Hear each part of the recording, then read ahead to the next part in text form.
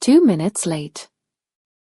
Those words hung in the morning like an accusation as my mother stepped onto the porch, suitcase in hand, her disapproving gaze fixed on my car's dashboard.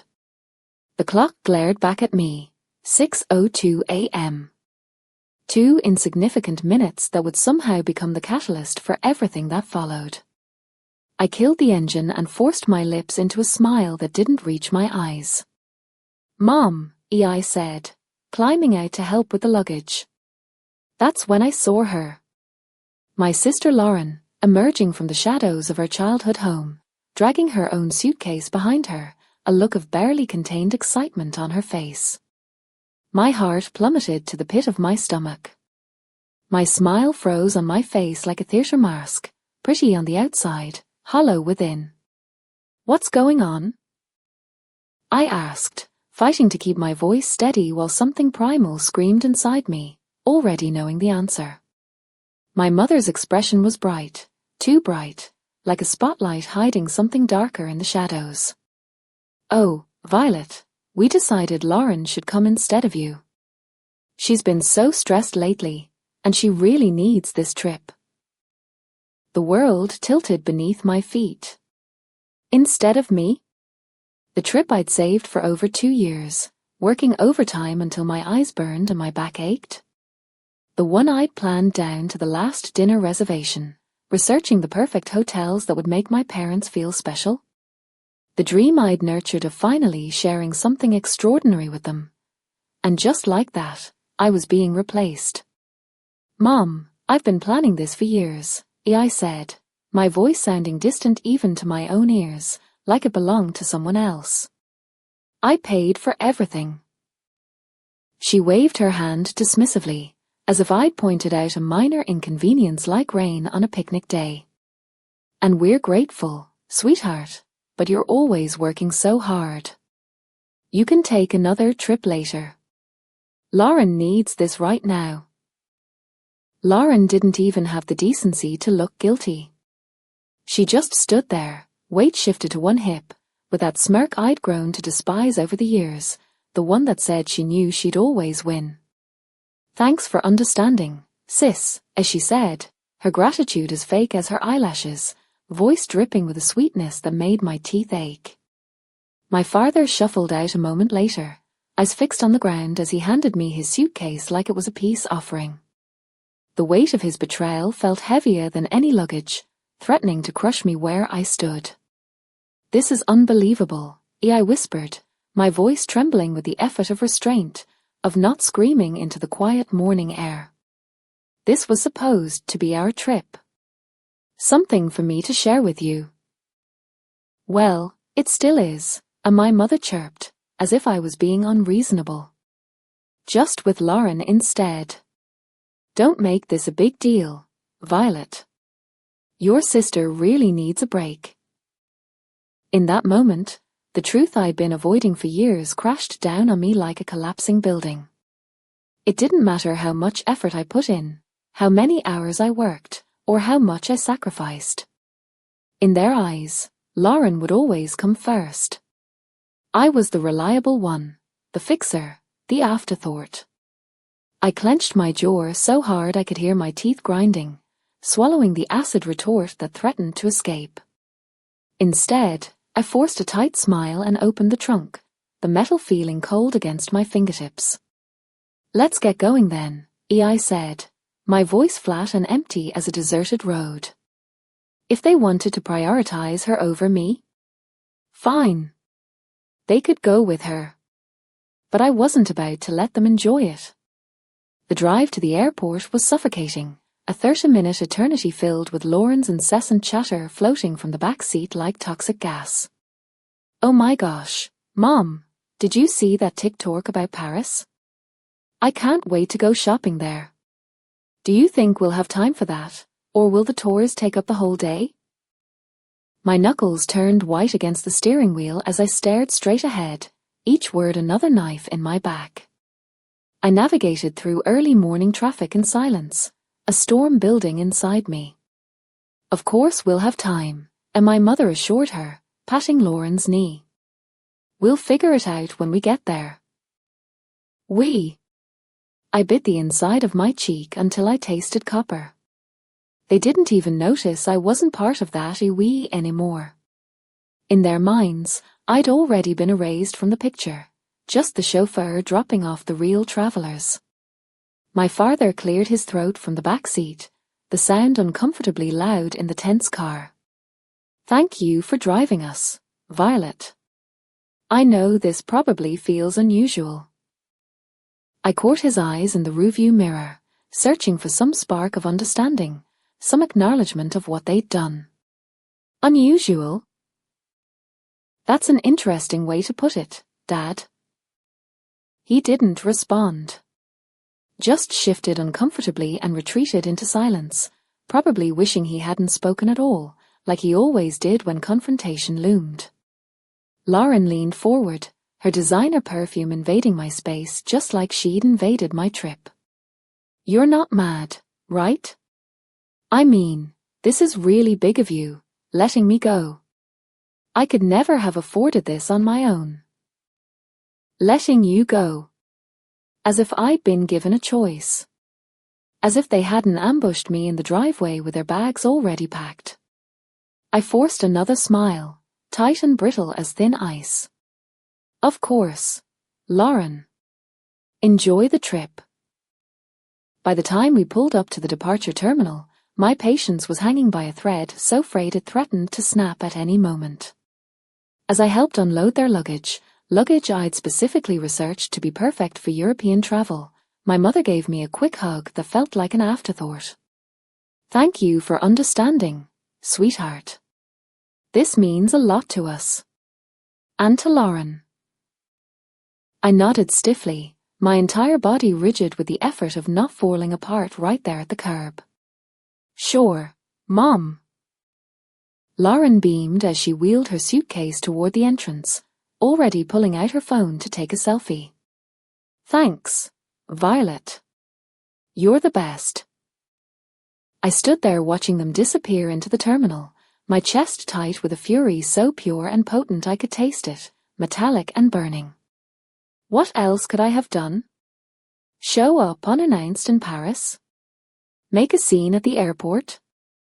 When someone rips your heart out, they expect you to bleed quietly, to clean up the mess so no one has to be uncomfortable.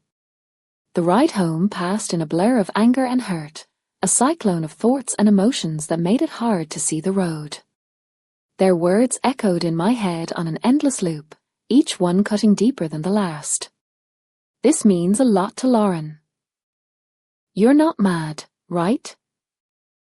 You're always working so hard. Traffic lights changed, cars moved, but I barely registered any of it. I was on autopilot, navigating through intersections while my mind replayed every moment, searching for the warning signs I must have missed. I parked in my driveway and sat motionless, gripping the steering wheel until my knuckles turned white and my palms ached. The house I'd returned to seemed suddenly different, emptier, as if my parents' betrayal had hollowed it out. Then without a second thought, I marched inside, pulled out my laptop, and logged into every travel account I'd used to book the trip. My fingers flew across the keyboard with deadly precision. Hotel reservations? Cancelled. Tours? Refunded. Airline upgrades? Gone. Restaurant bookings? Erased. I stared at the confirmation emails piling up in my inbox, feeling the tightness in my chest start to ease for the first time that day. They wanted to take Lauren instead of me? Fine.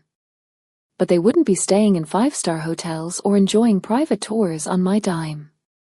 I knew it was wrong, but I couldn't stop. With each click, each cancellation, I felt a surge of dark satisfaction spreading through me like wildfire. I was done being their doormat, done putting everyone else first. The cancellation confirmations kept coming, each one a small victory in a war I hadn't realized I was fighting until today. By the time I closed my laptop, a sense of satisfaction had settled over me like a comfortable blanket. They could explain themselves to the front desk staff in Paris. I was done being their fixer. The calls started as soon as their flight landed. My phone buzzed relentlessly as I unpacked my suitcase, the one I'd packed so carefully for a trip that was no longer mine. The irony wasn't lost on me as I hung up my dresses and neatly placed my shoes back on the shelf, each item a reminder of what I'd lost. The buzzing continued, filling the room with its relentless vibration. I sighed, picking up the phone and glancing at the screen. My mother's name flashed across it, accompanied by several missed calls and a flurry of texts. I unlocked the phone and scrolled through the messages. Violet, what's going on? The hotel won't let us check in. The reservation is missing. Call me immediately. Violet, this isn't funny. Fix this now. A laugh escaped me before I could stop it, sharp and bitter as unsweetened chocolate. Fix this. They really thought I'd swoop in and save the day after what they'd done, that I'd bend over backward once again to make everything perfect for them.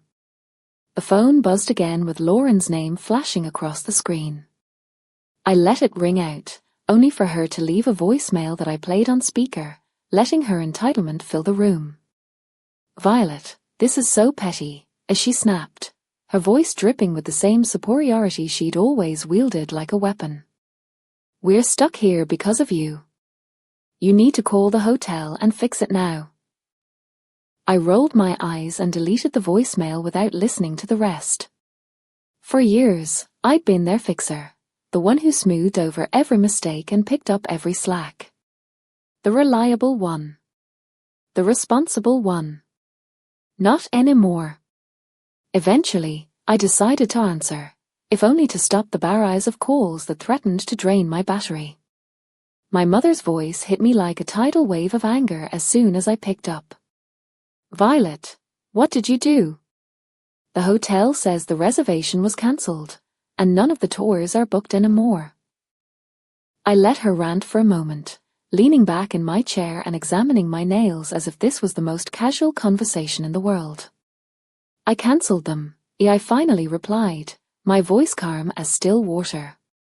The stunned silence that followed was almost worth everything, the money, the planning, the hurt. I could almost see her face, mouth hanging open in shock that I would dare to defy her. Why would you do that? As she finally hissed, voice low and dangerous. Oh, I don't know, I said, sarcasm dripping from every word like honey from a spoon. Maybe because you decided to take Lauren on my trip? You're lucky I even drove you to the airport. We thought you'd understand, as she snapped, as if understanding meant always giving in, always putting myself last. Understand what? My voice rose despite my efforts to stay calm, heat rushing to my face. That years of saving and planning didn't matter because Lauren needed a break? That my hard work meant nothing to you? Guess what, Mom? I don't understand. And I don't care to. I hung up before she could respond and turned off my phone, tossing it onto the couch as if it burned. The silence that followed was blissful, wrapping around me like a protective cocoon, and for the first time in years, I could breathe without the weight of expectations crushing my chest. If they wanted to prioritize Lauren, fine. But they could figure out the rest of the trip without me. The silence lasted only a day. By the next morning, my phone was buzzing again with calls and messages. At first, I ignored them, spending the day cleaning the house and catching up on work I'd put aside in preparation for the trip. But curiosity got the better of me by evening. I opened my phone and braced myself for the storm of texts lighting up my screen. From my mom, Violet, you've gone too far. Your sister is in tears, and your father is furious. We can't get into any of the hotels you booked. From Lauren, you're acting like a child. I don't get why you're making this such a big deal. Just fix it already. And finally from my dad, we need to talk. This isn't right. I set the phone down, shaking my head in disbelief. For years, I'd been the one to fix things, to make sure everyone was comfortable and happy. Now that I'd taken a step back, they didn't know how to handle it. I poured myself a cup of tea and sat down at the kitchen table, letting the anger simmer just below the surface. How dare they expect me to clean up their mess? How dare they act like I was the one in the wrong? The next call came minutes later, and this time I answered, curious to see how much worse things could get. Violet, and my mom barked before I could say a word, her voice sharp enough to cut glass. This isn't funny anymore. We're stranded. Do you have any idea how embarrassing this is? I took a slow sip of my tea, savoring its warmth. Embarrassing?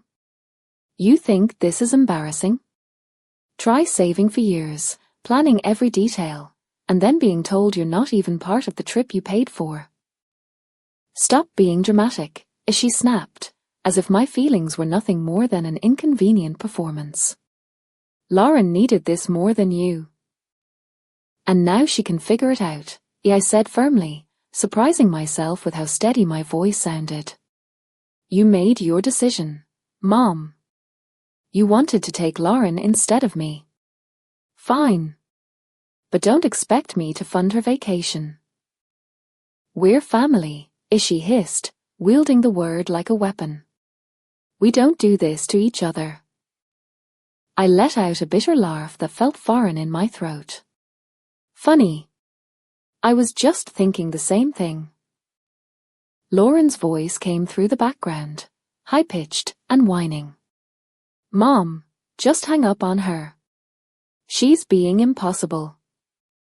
That was the final straw, hearing her dismiss me so casually, so completely, as if I was nothing more than an inconvenience to be dealt with. Enjoy your trip, I said, my tone icy enough to freeze flames. Oh wait, you can't. Because it's not your trip. It was mine. And now it's nobody's. Goodbye. I hung up before she could respond and turned my phone off again, feeling an odd mix of emotions wash over me. Anger that they'd put me in this position, but also a strange sense of relief that I'd finally stood up for myself. They could call me dramatic all they wanted. For the first time in my life, I wasn't letting them take advantage of me. The next few days were blissfully quiet with my phone turned off. I finally had space to think clearly, free from the barrage of guilt trips and accusations that had become the soundtrack of my life. I spent my mornings sipping coffee on my back porch, watching the sunrise paint the sky in colors I'd never taken the time to appreciate before. My afternoons were filled with work and catching up on little projects I'd been putting off, things that reminded me how capable I was when I wasn't bogged down by their endless demands. But by the third day, curiosity got the better of me. I turned my phone back on to find over a dozen voicemails waiting for me, their timestamps marking the progression of emotions like chapters in a predictable book. The first few from my mom, growing increasingly hysterical with each one. Violet, you need to call me back right now. This has gone too far. I can't believe you're doing this. You've humiliated us. We're your parents. How could you treat us this way? Then came Lauren's messages, full of the same entitled tone she'd always used, the same assumption that the world would bend to her will. This is so petty, even for you. You're ruining everything. Just fix it, Violet. And finally my dad's voice, quieter but no less pointed, each word measured in that way he had when he was trying to be the reasonable one. Violet, I don't understand what's happened to you. Call us back so we can sort this out. I hesitated before listening to the final voicemail, a long one from my mom. Her voice was quieter this time, tinged with exhaustion and defeat. Violet, as she began, sighing heavily. We're back at the airport now. The trip is ruined, and I hope you're happy with yourself. Your sister is devastated, and your father and I are, well, disappointed doesn't even begin to cover it. Call us when you're ready to talk. I deleted the voicemails without replying, each one vanishing with a satisfying beep. I wasn't ready to talk, and honestly, I didn't know if I ever would be. Everything felt like it was crashing down. But not for me, for them. This wasn't a one-time mistake. It was the culmination of years of them putting Lauren first and expecting me to accept it with a smile. As the hours passed, I found myself reflecting on all the times I'd been overlooked or dismissed. Every holiday where Lauren's whims dictated the plans. Every family gathering where my accomplishments were treated as afterthoughts while hers were celebrated like national holidays. This trip had been the breaking point, but the cracks had been forming for years, hairline fractures in my patience that had finally split wide open. That evening, my best friend Grace stopped by unannounced, carrying 2 cups of coffee and an unmistakable look of curiosity that she couldn't quite hide behind her casual smile. "I heard about what happened," she said, setting the coffee on the table and sliding into the chair across from me. "Your mom called me yesterday." "Of course she did," I said, taking a sip and bracing myself. My mother had always been good at recruiting allies when she wanted to guilt me into compliance. "And?" Grace shrugged, a sly smile spreading across her face like sunshine breaking through clouds. "I told her you were probably busy and would get back to her when you were ready." I laughed, shaking my head in genuine relief. "You're the best." "No, you're the best," she said, suddenly serious, leaning forward to catch my gaze. "Because you finally stood up for yourself. I know how hard that is, Violet. Don't let them drag you back down." Her words stayed with me long after she left, echoing in the quiet corners of my home. I'd spent too long bending over backward to please people who never seemed to care about my efforts. It was time to break that cycle once and for all. By the time the weekend rolled around, I felt a strange sense of clarity settling over me. The anger was still there, simmering under the surface like a pot that could boil over at any moment, but it was joined by something I hadn't felt in years: freedom. Freedom from their endless expectations. Freedom from being the family's fixer. Freedom to finally live on my own terms. But as expected, the silence didn't last forever. It was Sunday afternoon when I finally got a call that I decided to answer. This time it was my dad, his name flashing on my screen like a warning. "Violet," he began, his voice heavy with weariness, as if he was carrying the weight of the world. "Your mom wanted me to call. She thinks you'll listen to me." "Go on," I said, leaning back in my chair and preparing for the familiar pattern of guilt and manipulation. He let out a sigh that seemed to deflate him. "Look, this has all gotten out of hand. Your mom's upset, Lauren's furious, and well, it's just a mess. But you're better than this." I stiffened, his words igniting a fresh wave of anger that rushed through me like wildfire. "Better than what, Dad? Standing up for myself? Refusing to let you walk all over me again?"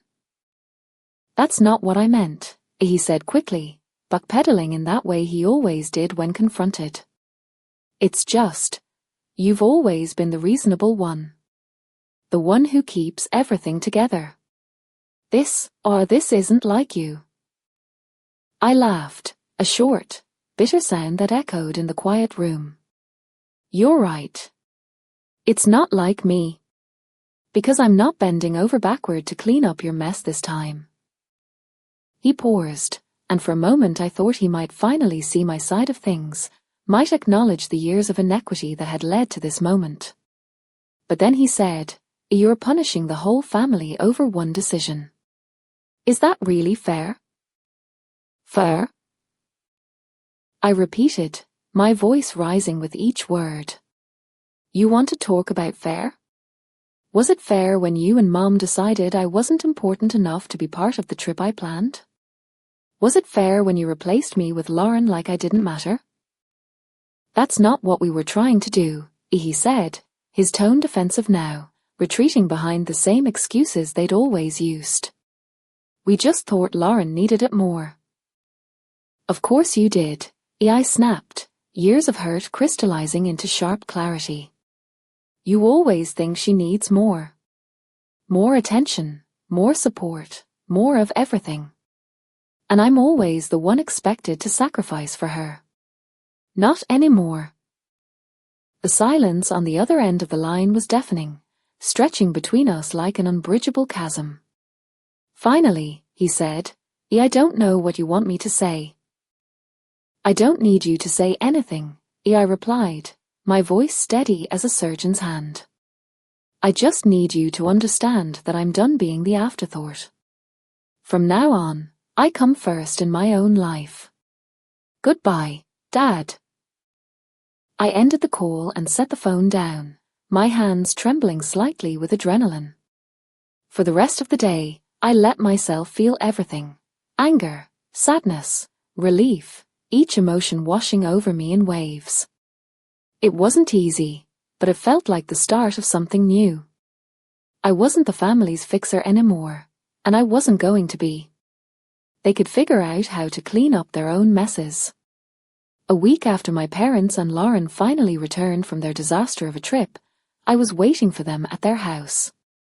I'd parked in their driveway, sipping coffee from my travel mug and feeling surprisingly calm as I watched their taxi pull up.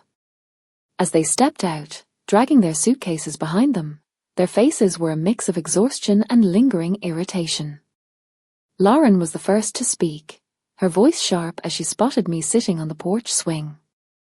Well, I hope you're happy, Violet, she said, dropping her bag at the foot of the steps. I raised an eyebrow, staying seated, my posture deliberately relaxed.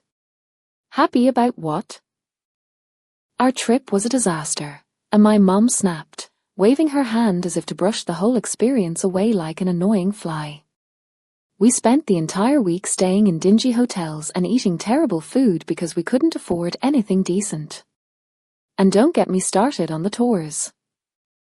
Oh wait, there weren't any, Lauren chimed in, crossing her arms over her chest, her designer sunglasses pushed up into her hair.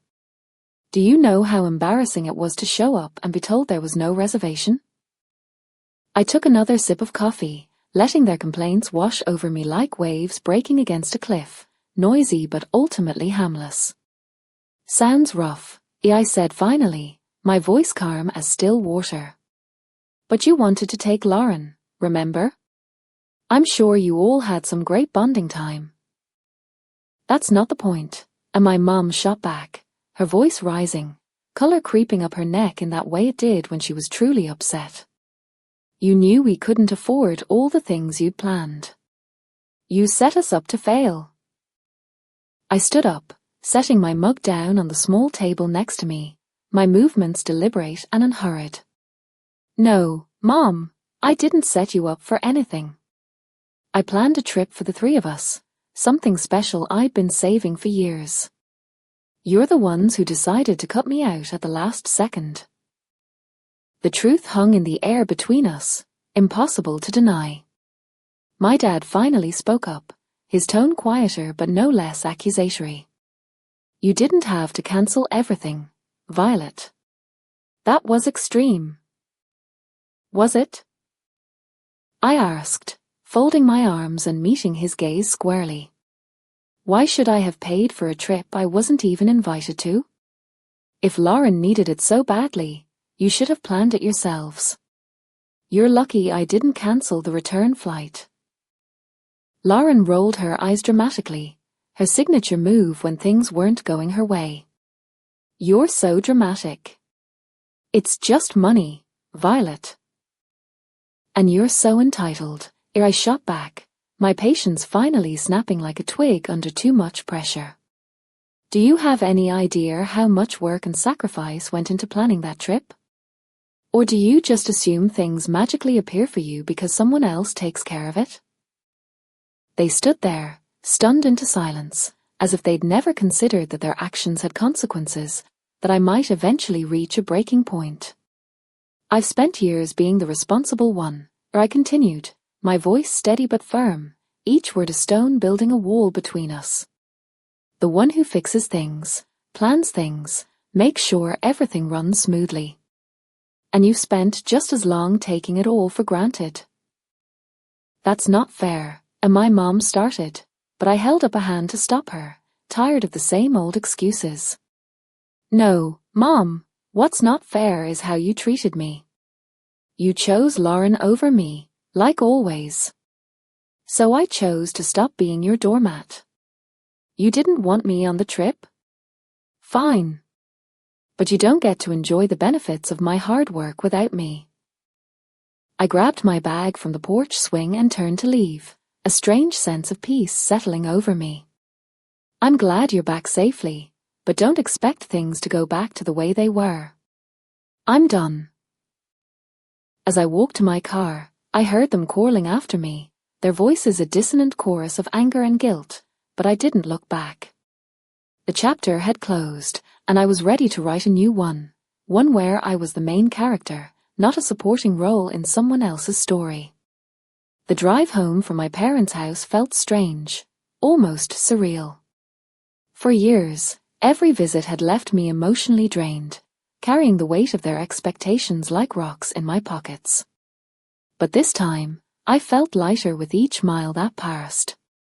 I'd finally said everything I'd been holding in, years of unspoken hurt and resentment released into the world. And for once, I wasn't worried about their reaction, wasn't mentally preparing ways to smooth things over. When I got back to my house, I made a cup of tea and sat on the couch, replaying the confrontation in my head. They'd been so sure I'd fold, that I'd give in like always.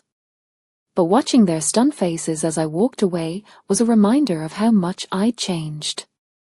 They could be angry, hurt, or embarrassed, it didn't matter anymore. I was done living my life to meet their expectations. Wouldn't you have done the same in my shoes? After years of being taken for granted, of watching someone else reap the rewards of your hard work?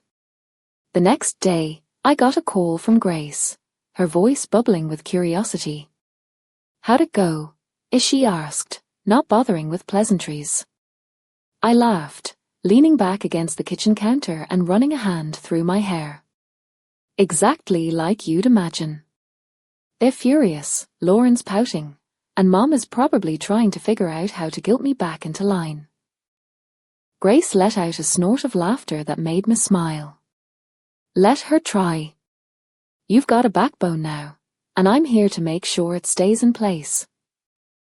I grinned, grateful for her unwavering support through all of this.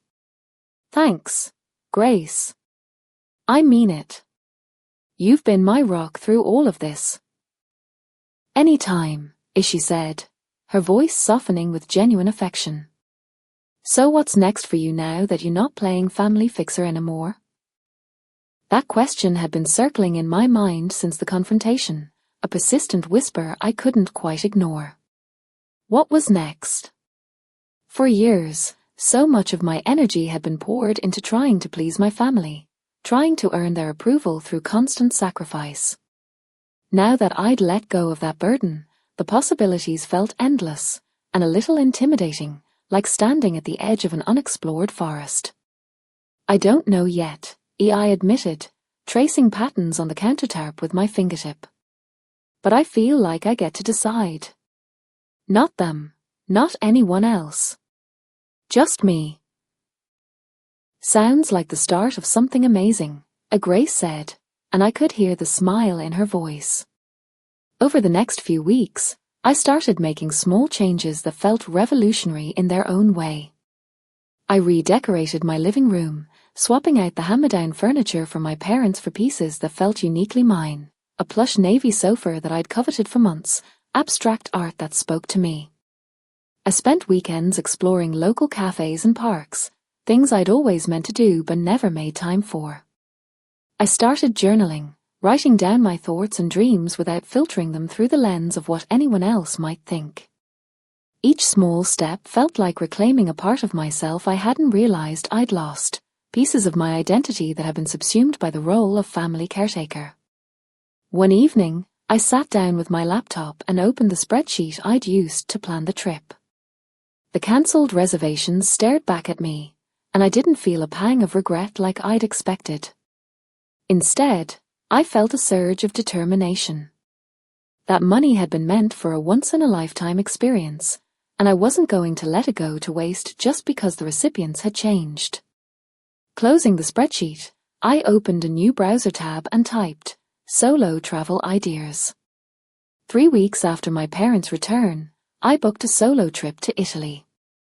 It wasn't the same itinerary I'd planned for them, and it wasn't about proving a point anymore. This was for me, a chance to celebrate my independence and finally put myself first. The moment I landed in Rome, I felt a surge of excitement and nervousness that made my heart race.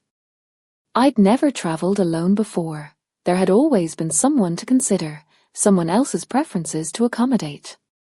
But as I stepped out of the airport and into the bustling city, sunlight warming my face and the scent of espresso and gasoline filling the air, I knew I'd made the right decision. I spent my days wandering cobblestone streets, marveling at ancient ruins that had witnessed centuries of human drama. I indulged in meals at charming little cafes, savoring every bite without anyone rushing me along. There was no schedule to keep, no one else to consider, just me and the freedom to do exactly what I wanted, when I wanted. One afternoon, while sitting on the Spanish steps with a gelato in hand, watching tourists and locals pass by in a colourful stream, I pulled out the journal I'd brought with me. For years, I'd written about what I wanted to achieve, but those dreams were always wrapped up in making someone else happy, plans that would please my parents, goals that would impress them or make their lives easier. Now, as I wrote under the Italian sun, the focus shifted. Learn a new language. Start a small business.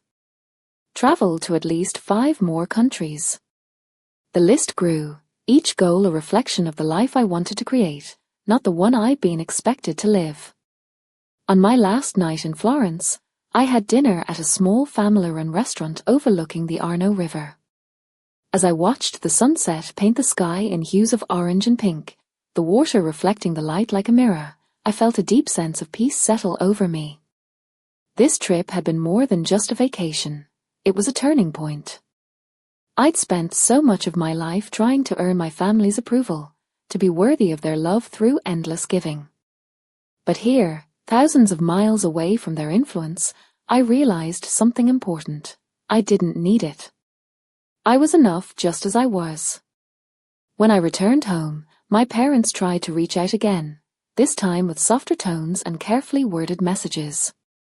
"Hope you had a nice trip," one text from my mom read. "Maybe we can all talk soon." I stared at the message for a long moment, feeling the familiar pull of obligation. But this time, I set my phone down without replying. I wasn't ready, and that was okay. This time, it would be on my terms. As I unpacked my suitcase and placed souvenirs on my shelves, a small watercolor of the Colosseum, a jar of truffle honey, a leather journal from a tiny shop in a Florence alley, I felt a sense of pride that had nothing to do with anyone else's approval. A week after returning from my trip, I received a call from my mom. This time, I answered, curious about what had changed during my absence. "Hi, Violet," as she began, her tone unusually soft, almost tentative. "How was your trip?" "It was amazing," I replied, keeping my voice neutral, neither inviting nor rejecting the olive branch she seemed to be extending. "That's good to hear," she said, pausing as if searching for the right words in unfamiliar territory. "We've been thinking a lot about what happened. Maybe we handled things poorly." The admission surprised me, but I wasn't ready to let her off the hook just yet. My forgiveness would not come cheaply this time. "Poorly? You replaced me on a trip I planned and paid for without even asking." "Poorly is an understatement, Mom." "I know," she said quietly, the fight gone from her voice. Your dad and I, we didn't realize how much it would hurt you. And Lauren? I asked, unable to keep the edge from my voice. Does she feel bad too, or is she still blaming me for ruining her vacation? She's upset, and my mom admitted, sighing heavily into the phone. But I think she knows she could have handled things better. I sighed, leaning against the kitchen counter and running my fingers along its cool marble surface. Mom, this wasn't just about the trip. It's about years of putting her first and expecting me to pick up the slack. I'm not doing it anymore. I understand, she said after a long moment of silence. We're going to try to do better. We don't want to lose you, Violet. Her words tugged at something deep inside me, that ingrained need to please, to fix, to make everything okay. But I'd learned enough in the past month not to let guilt dictate my choices anymore. I'm glad to hear that, I said, my voice soft but firm. But it's going to take more than words to fix this.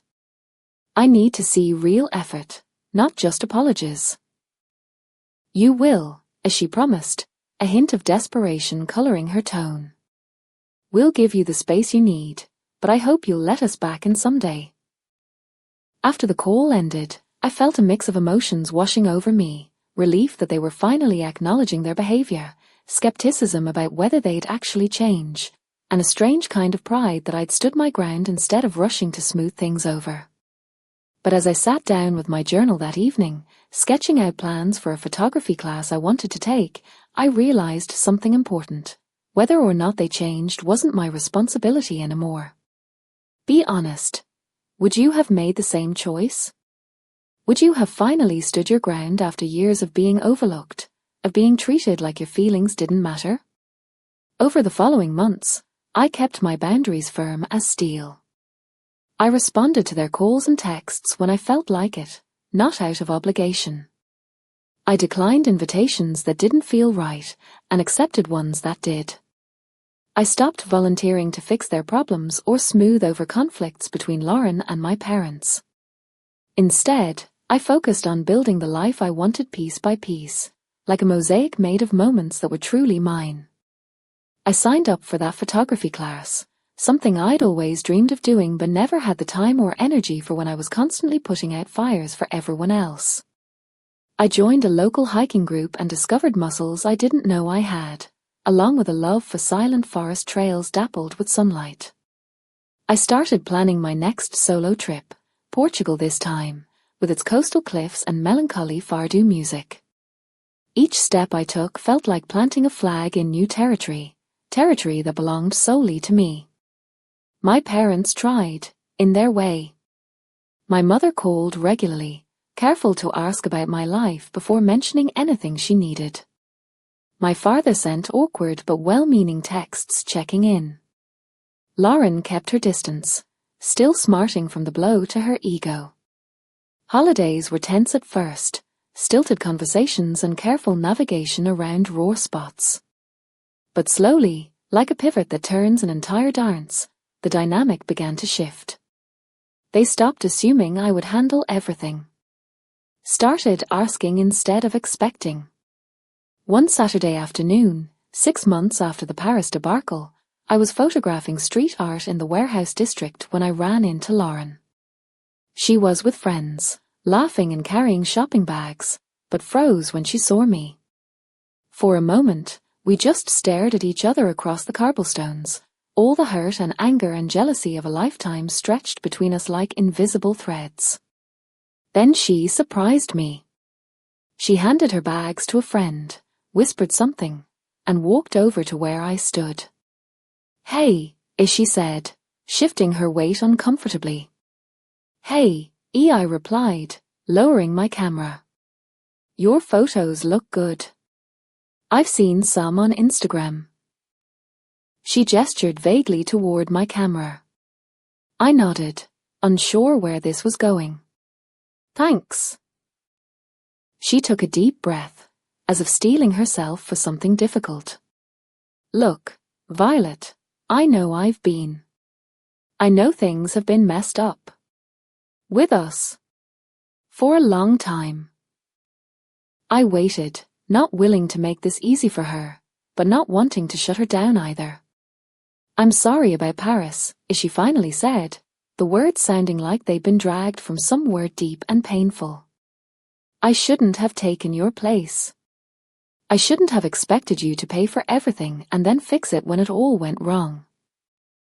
Her apology hung in the air between us, imperfect but genuine, perhaps the first genuine thing she'd said to me in years. Thank you for saying that, I said finally. It means something. She nodded, and for a moment I caught a glimpse of uncertainty in her eyes, a vulnerability I'd never associated with my confident, entitled sister. Maybe we could get coffee sometime, as she suggested, the question mark hanging heavy at the end of her sentence, prepared for rejection. I considered it for a moment, weighing the old hurts against the possibility of something new. Maybe, I said. Not right now, or maybe soon. She nodded again, accepting this partial olive branch, and rejoined her friends. As I watched her walk away, I realized something had shifted inside me. The anger that had burned so hot for so long had cooled into something else, not forgiveness, exactly, but perspective. My sister was flawed, human, struggling in her own way. My parents were imperfect people who had made mistakes. And I was neither the perfect daughter nor the helpless victim I'd sometimes cast myself as. We were all just people, trying to find our way. One evening, as I sat on my porch watching the sunset paint the sky in shades of gold and lavender, I reflected on how far I'd come. The woman who had driven her family to the airport that morning, swallowing hurt and resentment, seemed like a stranger now. I wasn't the person who bent over backward for people who didn't appreciate me anymore. I wasn't the one who said yes when she meant no, who sacrificed her own dreams to prop up someone else's. I was someone who valued herself, who set boundaries and protected them fiercely. Someone who wasn't afraid to stand up for what she deserved, even when it meant walking away from people she loved. I was someone who was building a life on her own terms, brick by careful brick. And for the first time, that life felt truly mine. What would you have done if it were you? Would you have found the courage to break free from the patterns that held you captive for so long? As the last light faded from the sky, I opened my journal and began to write, not about the past, but about all the possibilities that stretched before me like an open road. For the first time in my life, I felt truly free.